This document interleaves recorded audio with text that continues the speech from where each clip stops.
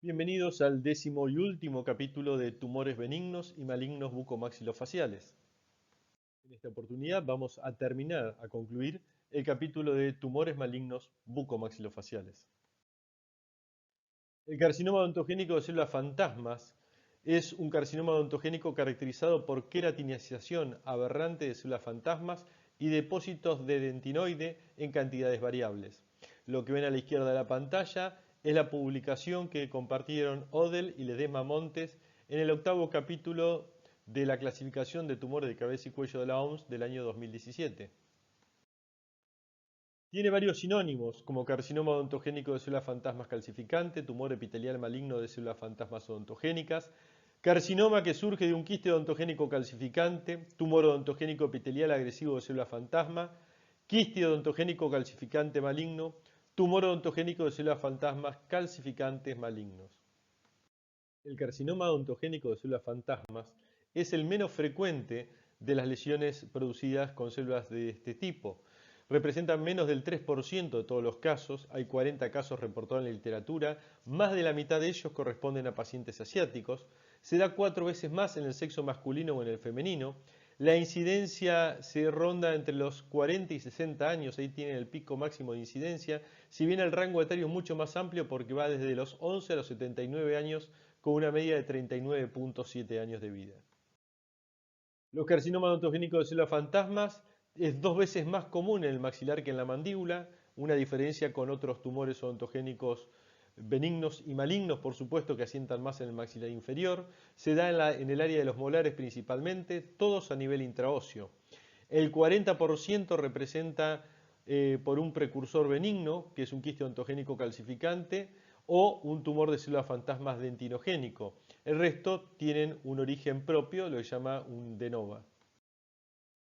Como característica clínica podemos decir que los signos y los síntomas son inespecíficos, pero sí sugieren malignidad, como un aumento de volumen o hinchazón lenta, dolor, ulceración, dientes que comienzan a tener movilidad, aflojamiento de esas estructuras dentarias, alteraciones nerviosas, reabsorción de las superficies radiculares, tanto risoclasias como risolisis, invasión de los tejidos blandos.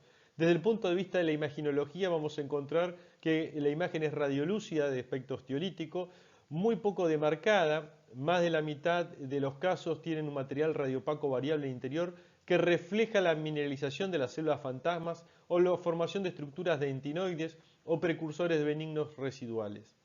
El desplazamiento y la reabsorción de las piezas dentarias y las raíces de las mismas es algo muy común. Desde el punto de vista macroscópico, tiene unas apariencias que varían desde sólidas a multiquísticas, generalmente con una consistencia arenosa a la sección. Histopatológicamente, el carcinoma odontogénico de células fantasmas, el tumor odontogénico de células fantasmas dentinogénico y el quiste odontogénico calcificante tienen características similares. El diagnóstico de carcinoma odontogénico de células fantasmas requiere la evidencia citológica de malignidad, incluida una actividad mitótica, pleoformismo e hipercromatismo, así como necrosis y un patrón de crecimiento infiltrativo asociado con la queratinización de las células fantasmas, formación de estructuras dentinoides o evidencia de un tumor de células fantasmas dentinogénico o precursor de quiste odontogénico calcificante. Las células epiteliales malignas forman láminas, hebras e islas en un estroma fibroso o hialinizado. Las células son células basaloides, pequeñas, uniformes, con núcleos oscuros redondos en la mayoría de los casos, pero pueden ser más grandes, con núcleos vesiculares pleomórficos. Las mitosis son frecuentes. Las células fantasmas son células grandes, redondeadas y de tinción pálida con espacios nucleares centrales vacíos. Se encuentran en cantidades variables en estos tumores. Pueden estar dispersos, aislados o en pequeños grupos. Puede haber dentinoide presente y la cantidad de queratinización de las células fantasmas y dentinoide es muy variable. Ambos pueden estar formados por el epitelio maligno y en un patrón están dispersos de manera amplia y uniforme. 2/3 de los casos son inmunopositivos para la proteína P53. El diagnóstico de carcinoma odontogénico de células fantasmas versus el tumor de células fantasmas dentinogénico se ve favorecido por la positividad de P53 y una alta fracción proliferativa. Se han informado lesiones superpuestas entre carcinoma odontogénico de células fantasmas y quiste odontogénico calcificante.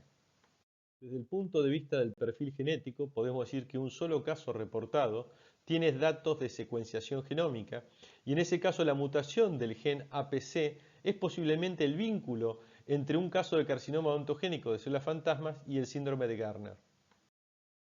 El pronóstico es impredecible debido a la amplia variedad de patrones de crecimiento informados, con tumores que van desde los carcinomas localmente invasivos de crecimiento lento hasta tumores altamente agresivos de crecimiento rápido con recurrencia local y metástasis.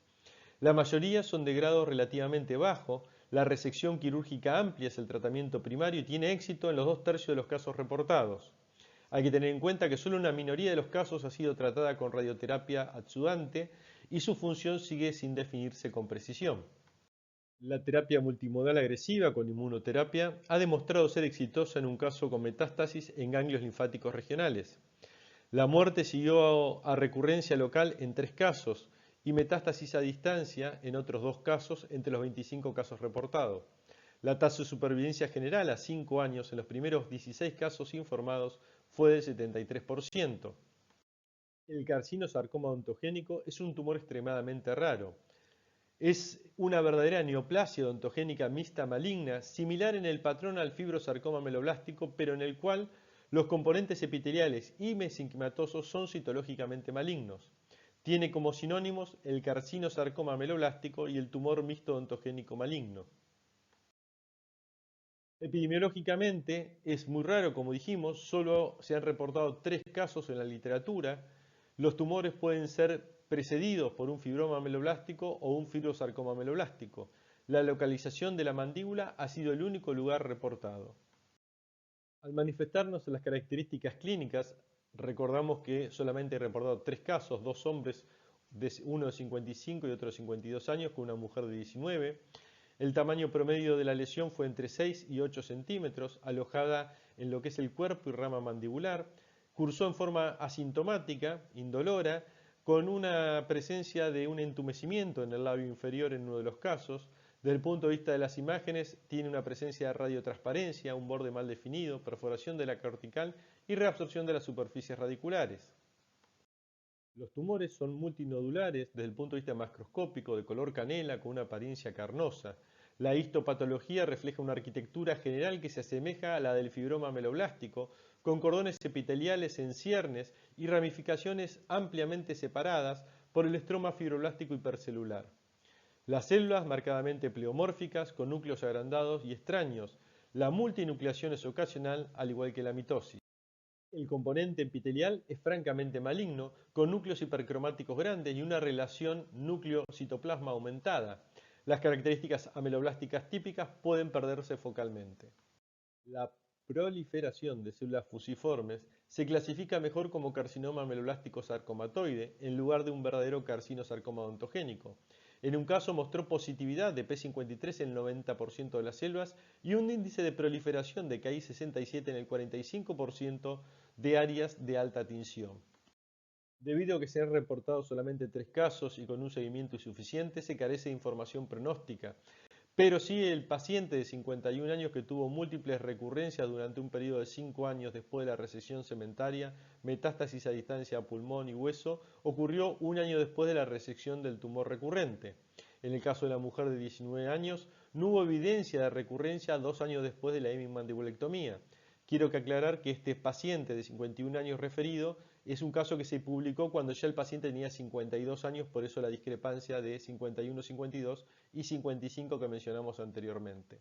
Los sarcomas odontogénicos son un grupo de tumores odontogénicos mixtos, en los que el componente epitelial es citológicamente benigno, pero el componente mesenquimatoso refleja características citológicas de malignidad. El fibrosarcoma meloblástico es el tipo más común dentro de este grupo, que viene a ser la contraparte maligna del fibroma meloblástico que vimos al analizar los tumores benignos. Algunos sarcomas odontogénicos producen dentina y los denominamos fibrodentinosarcoma meloblástico y otros producen dentina de esmalte y se denominan fibrodontosarcomas ameloblásticos. Los fibrosarcomas ameloblásticos se reportan en un rango etario muy amplio que van de los 3 a los 89 años con una media de 27.3 años. Cuando los casos refieren un reporte previo de fibroma meloblástico, se dan generalmente los reportes próximos a una edad promedio de 33 años. En los casos que no se demuestra la presencia de este fibroma ameloblástico preexistente, generalmente los reportes son 10 años antes en el promedio de edad de los pacientes. Hay una incidencia 1.5 veces mayor en los hombres que en las mujeres. La etiología es desconocida, se cree que surgen de un fibroma ameloblástico benigno preexistente, aunque solo se han podido demostrar en 50% de los casos. Por eso algunos autores reportan la posibilidad de que los fibrosarcomas ameloblásticos surjan de nova y resaltan que la falta de documentación de un fibroma ameloblástico preexistente tampoco es prueba suficiente para el origen de nova. En cuanto a la localización, la incidencia mandibular es 4 veces más frecuente que en el maxilar, teniendo como casi todos los tumores odontogénicos predilección por el sector posterior. Desde el punto de vista clínico es una masa expansiva con alteraciones nerviosas, lesiones mal marginadas, mal definidas. La imagen es siempre radiolúcida por el aspecto osteolítico, aunque puede producir dentina con o sin esmalte y puede eso generar la presencia de algunas radiopacidades en el interior de la lesión. Son tumores odontogénicos mixtos con un componente epitelial suave y citológicamente benigno y el componente mesenquimatoso realmente maligno. La cantidad de epitelio varía probablemente en relación a la edad de la neoplasia, ya que el componente mesenquimatoso maligno crece demasiado sobre el componente epitelial benigno. El componente del estroma muestra hacinamiento nuclear con hipercelularidad y grados variables de atipía, aumento de mitosis. Los sarcomas odontogénicos se consideran sarcomas de bajo a intermedio grado de malignidad. Un tercio de ellos experimentan recurrencia. La metástasis a distancia se da en menos del 5% de los casos y la tasa de mortalidad general ronda el 25%.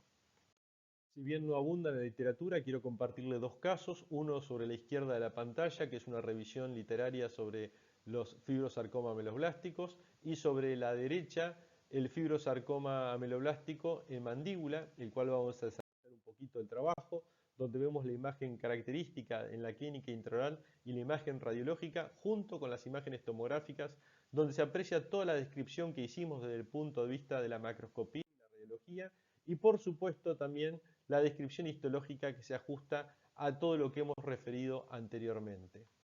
Podemos ver la imagen de la paciente en el posoperatorio de distancia, donde vemos la excelente evolución que ha tenido en este artículo científico, que le sugiero su lectura porque realmente vale la pena. Así damos por finalizado el 10º y último capítulo de tumores benignos y malignos bucomaxilofaciales, donde hemos desarrollado esta temática centrado en la clasificación de la Organización Mundial de la Salud del año 2017 y hemos intentado en cada uno de estos tumores hacer una revisión y puesta al día de la literatura, sumado al aporte de experiencias de casos clínicos que pudimos acompañar. Creemos importante invitarlos a suscribirse a nuestro canal para tener una actualización permanente en diferentes temáticas académicas de la cirugía bucal y maxilofacial.